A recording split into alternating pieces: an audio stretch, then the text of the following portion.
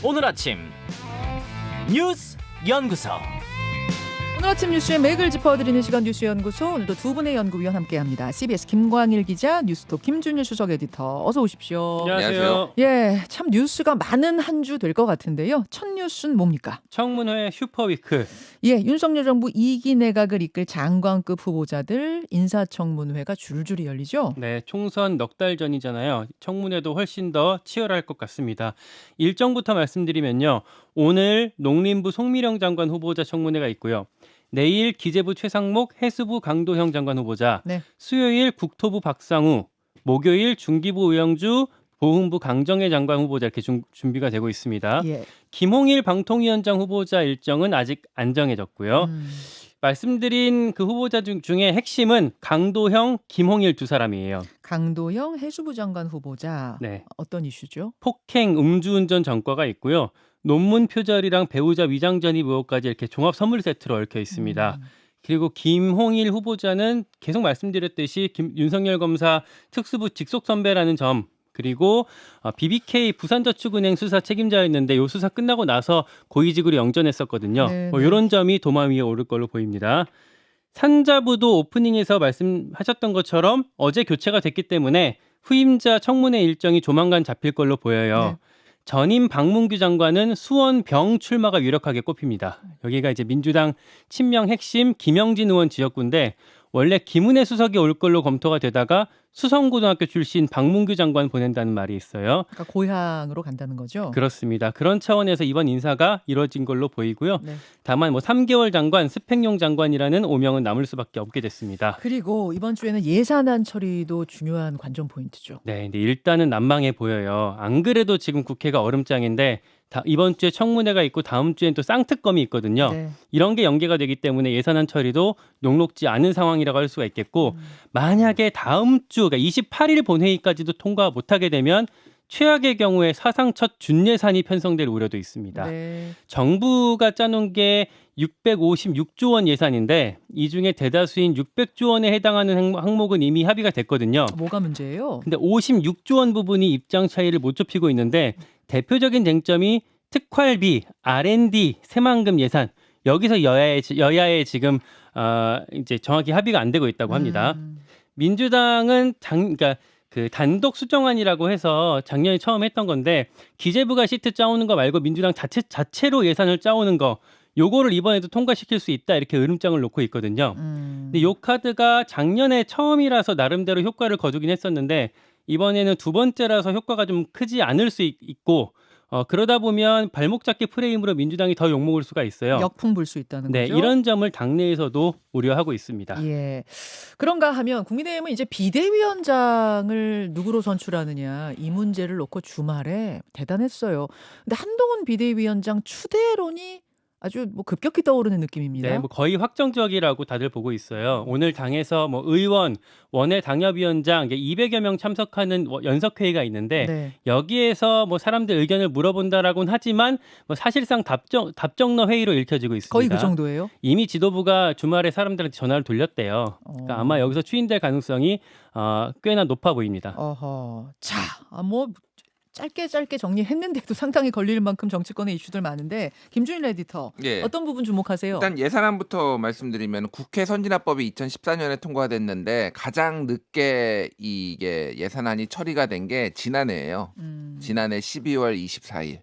그래서 지금 이게 또 넘길까 올해를 뭐 넘길까 뭐 이런 생각도 드는데 어쨌든 지금 뭐 굉장히 좀 난망하다, 좀 여야 꽉 막힌 이런 국면을 좀 반영하는 것 같아요. 그래서 네. 지금 아까 얘기했지만은 민주당은 정말로 뭐 이런 식으로 협조 안 하면은 누가 협조를 해야 되고 누가 이거 뭐 타협을 해야 되는지 모르겠지만은 이런 식으로 하면은 그냥 삭감만 해가지고 넘겨버리겠다. 증액을 국회가 할 수는 없거든요. 증액은 정부가 해야 그렇죠, 되는 그렇죠. 거니까. 그냥 삭감만 해서 넘겨버리겠다 지금 뭐 이런 상황이에요.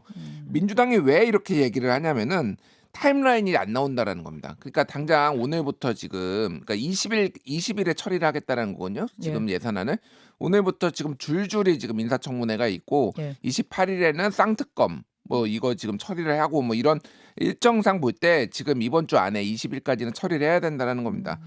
지금 국회 아니, 그 인사청문회 같은 경우에는 오늘 그럼 농림축산식품부 그리고 내일 기재부 해양수산부 그리고 20일 국토부 21일 중소벤처기업부 국가보훈부 등 줄줄이 있어요.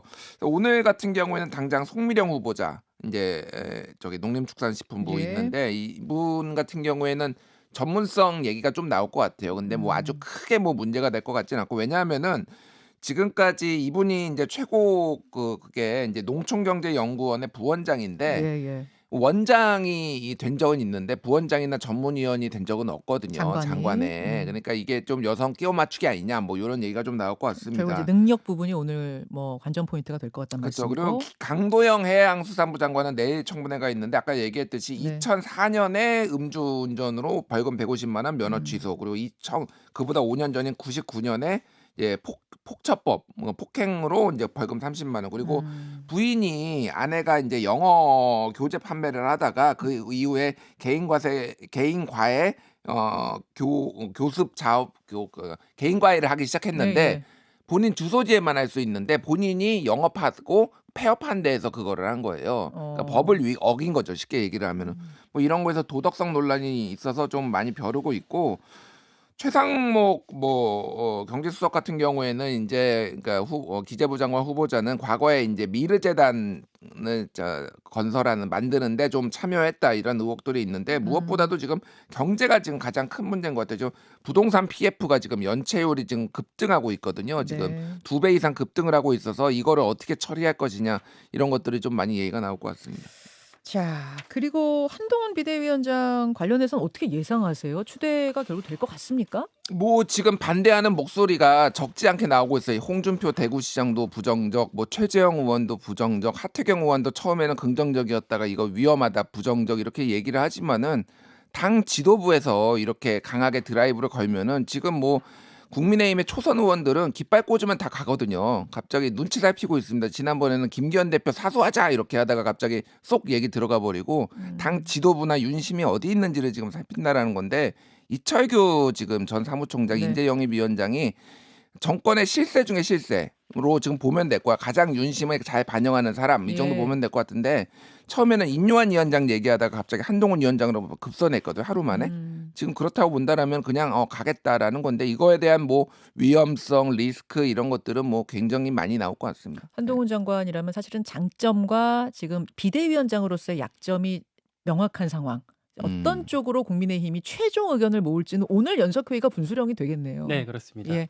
이 이야기는 잠시 후 성일종 의원 그리고 뉴스닥도 준비가 돼 있으니까요. 차차 더 풀기로 하고 두 번째 이슈갑니다. 사면 초과 이낙연. 신당 창당을 준비 중인 민주당 이낙연 전 대표 사면 초과라니 무슨 말씀입니까? 당내에서 민주당 당내에서 거의 대놓고 들이받는 그 경우들이 많이 나오고 있습니다. 친명의 김영진, 친문 전해철 그리고 친 이낙연계에서도 이계호 의원 같은 경우 공개적으로 반발하고 있거든요.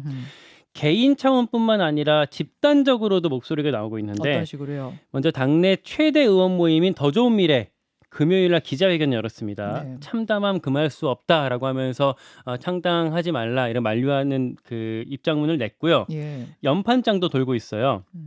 초선 의원들이 의원 텔레그램 단체 채팅방에다가 호소문을 올렸고 여기에 의원들이 서명으로 참여하는 형식이거든요. 댓글을 달고 있다는 거죠? 서명하는 방식이에요. 아예 서명을 하는 방식이에요? 네, 제가 방송 들어오기 직전에 확인했는데 여기에 의원 107명이 현재 참여하고 있다고 합니다. 텔레그램 안에다 서명을 하는 방식이에요? 텔레그램에 그러면? 호소문을 올렸고 네. 서명을 이제 의원들한테 이제 전달하는 방식인 거죠. 따로. 직접 펜으로? 네. 예. 거기에 지금 의원 169명 중에서 107명이 현재 참여했다고 조금 전에 확인을 했습니다. 요거 관련해서 이낙연 전 대표는 당사자로서 되게 좀 불쾌하다는 반응을 보이고 있어요. 예. 어제 저녁에 채널A 인터뷰를 했는데 그쪽 동네의 오래된 습관이다라고 하면서 민주당을 좀 그쪽 동네라고까지 표현을 하고 잠깐 있었습니다. 이 영상 직접 좀 볼까요? 있나요? 예. 아직 준비가 안 됐습니까? 요 이야기는 그럼 잠시 후에 뉴스닥에서도 오늘 이 이야기를 좀 다루니까 그때 영상은 보여드리고 아마 그런 쪽의 인터뷰를 한 거예요. 네, 그렇습니다. 이낙연 전 대표를 고립시키는 데 있어서는 이재명 대표도 직접 나서고 있어요. 네. 모레 김부겸 전 총리랑 다음 주에 정세균 전 총리랑 각각 이재명 대표가 회동을 추진 중이라고 합니다. 그러니까 삼총리 연대설이라는 게 계속 나왔었잖아요. 그렇죠. 요 고리를 끊어서 이낙연 전 대표를 고립시키는 작전으로 보이는 상황. 아울러서 조국 전 장관도 내가 이낙연 신당에 갈 일은 전혀 없을 거다 이렇게 선을 그었어요. 자, 김준일 에디터. 예. 조금 전에 뭐 국민의힘 얘기했고 민주당은 이제 이낙연 전 대표가 추진하는 신당과 관련해서 주말 사이 여러 가지 얘기가 나왔어요. 그러니까 이낙연 대표에 대해서 만드는 신당에 대해서 좀 부정적인 기류 뭐 이게 그러니까 강하게 읽히죠. 그리고 사실상 연판장까지 이제 돌린 건데 이낙연 대표가 조금 답답한 요런 느낌이 본인도 약간 이게 인터뷰에서 드러나요. 방금 얘기했듯이 이제 서명 받은 거 이거 관련해서 그쪽 동네의 오랜 정치 습관이라고 얘기를 했잖아요. 그 뒤에 뭐라고 했냐면은 네. 조롱하고 모욕하고 압박하고 억압하고 그런 방식으로 해결해온 버릇 때문에 그런지 모르지만 그렇게 해서는 안 된다 이렇게 얘기를 했어요. 그러니까 이게 이제 뭐 집단 압력에 대해서 상당히 불쾌감을 이제 드러낸 건데 사실 여기에 뚜렷한 해법이 있는 건 아니거든요. 사실 지금 그렇다고 비명이나 뭐 이제 이재명 체제에 반대하는 거나 조금 거부하는 이런 분들이 합류하는 것도 아니에요. 그렇다고. 지금 상당히 어떻게 보면은 조금 궁지에 몰렸다 이렇게 보면 될 것 같고 국민일보 인터뷰 뭐 단독 인터뷰에서 이제 예. 어제 나온 거를 보면은 이렇게 물어봤어요. 신당 창당과 관련해 1월 초 국민들에게 보고하겠다는 시간표는 무슨 뜻이냐 이렇게 물어보니까 민주당에 그만큼 시간을 들인 거다. 그걸 아직도 못 알아들었다면 참 답답한 일이다. 요 이렇게 이야기를 얘기를 어제 했어요. 채널A 방송 인터뷰에서도 거의 비슷하게 음. 이낙연 전 대표가 했어요. 근데 약간 그러니까 지난번 신당 창당하겠습니까? 예! 라고 답했던 것과 약간의 미세한 톤의 변화 같은 걸 전 좀 느꼈거든요. 맞아요. 그렇죠? 예. 예. 그러니까 일단은 그걸 못 알아들었다면 참 답답한 일이라고 하는데 본인의 답답함이 느껴졌어요. 저는. 그리고 그 제목이 국민일보 제목이 민주당 근본적 변화 없으면 신당 열차 계속 간다 이거예요. 근본적 변화가 없으면 신당 열차는 계속 간다. 음. 어떤 변화가 있으면 멈출 수 있다. 12월까지 기회를 준 것이다. 이렇게 연결되는 건가요? 그러니까요. 그러니까 근데 지난번에는 사실상 1월달에 창당을 거의 뭐 못 박아둘시 기정사실화하고 이렇게 했는데 약간의 미묘한 이게 그러니까 기류나 여론이 너무 조금 안 좋은 것 또 하나는 너무 지금 과속하고 있다라는 비명계의 목소리 이런 것들이 미묘하게 여기에 지금 인터뷰에 살짝 반영이 된 거 아닌가 그렇게 보여집니다. 약간의 속도 조절, 톤 예. 조절 같은 거. 그래서 오늘 일단은 이재명 대표랑 김부겸 전 총리랑 영화 시사회에서 만나고 20일 내일 모레 따로 만나요. 이건 독대를 한다라고 합니다. 여기에서 선거제와 관련해서 김부겸 총리가 강하게 의견을 제시할 거로 알려져 있고요. 자, 이재명 대표와 만난다는 거죠. 이재명 대표와 김부겸. 이재명, 예. 김부겸, 예. 이재명, 정세균 따로따로 만난다. 정세균 전 총리는 28일 날 지금 예. 해외에 있어서 28일 맞습니다. 날 만난다고 합니다. 그래서 여기에서 대충 이제 어떤 분수령 이런 게 나올 것 같고 선거제도와 관련해서는 이번 주에 민주당의 초선 의원들이 지금 토론회를 지금 열어요. 그래서 저도 지금 참석을 해서 좀 의견을 지금 발제자로 초청받으셨어요? 예, 가서 할 건데 어쨌든 굉장히 그 민주당 의원들도 빨리 결정해야 된다. 뭐 이런 지금 의견들이 계속 나오고 있습니다. 김준일 에디터는 여야 가리지 않고 정말 예. 고루 초청받아서 의견을 다만 제시하시는 것 선거제는 같은데. 올해 안에 결론 날 가능성이 좀 작아 보여요. 1월 정도에 날 것 같습니다. 그래요. 자, 다음 뉴스로 가는데 이 뉴스 충격적입니다. 경복궁 낙서 테러요. 네, 경복궁 담벼락이 스프레이 낙서로 훼손이 됐어요. 정확히 위치가 경복궁 그 전체로 쳤을 때 서쪽 담장이거든요. 사진 여러분 보여드리고 있는데 정말 사진 보면 기가 막힙니다. 지금 이게 글자 뭐 한두 글자를 쓴 게 아니에요. 네, 저기에 지금 보고 계신 게 영추문인데 영추문 좌우측에 되어 있고 또 국립고궁박물관 주변에 있는 쪽문 그쪽에서도 낙서가 발견이 됐어요. 예. 토요일 날 새벽에 누군가가 이렇게 붉은색 푸른색 스프레이로 낙서를 한 거고 보시다시피 뭐 영화 공짜 그리고 뭐뭐뭐 TV 이런 식으로 뭐 어둠의 경로라고 하잖아요. 불법 영상 공유 사이트를 홍보하는 듯한 문구가 반복적으로 적혀 있었습니다. 그리고 여기 경복궁이랑 바로 길 건너서 내자동에 서울경찰청 청사가 있거든요. 네. 거기 담벼락에도 비슷한 스프레이 낙서가 발견이 됐고요. 네. 그 범인은 아직 안 잡혔습니다. 토요일 새벽에 저 범행을 저질렀는데 지금 뭐 CCTV도 있고 다 있고 여러분 보십시오. 2명이라고 하는데 사실 용의자의 그 장면도 포착이 다 됐어요. 네, 일부 나오긴 했는데 저 사람들이 CCTV를 절묘하게 계속 피해서 이제 도망 다녔대요. 보니까 모자도 쓰고 있고 시커먼 패딩도 입고 있네요. 네, 그래서 이 사람들이 갈 걸로 예측되는 그 구간들을 예.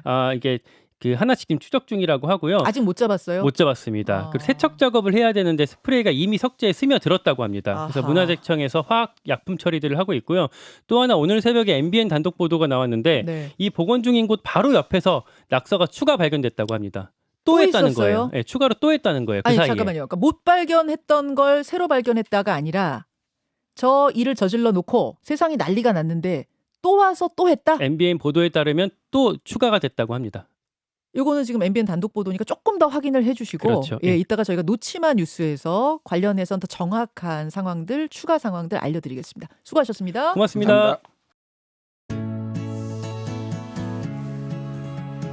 김현정의 뉴스쇼는 시청자 여러분의 참여를 기다립니다. 구독과 좋아요, 댓글 잊지 않으셨죠? 알림 설정을 해두시면 평일 아침 7시 20분 실시간 라이브도 참여하실 수 있습니다.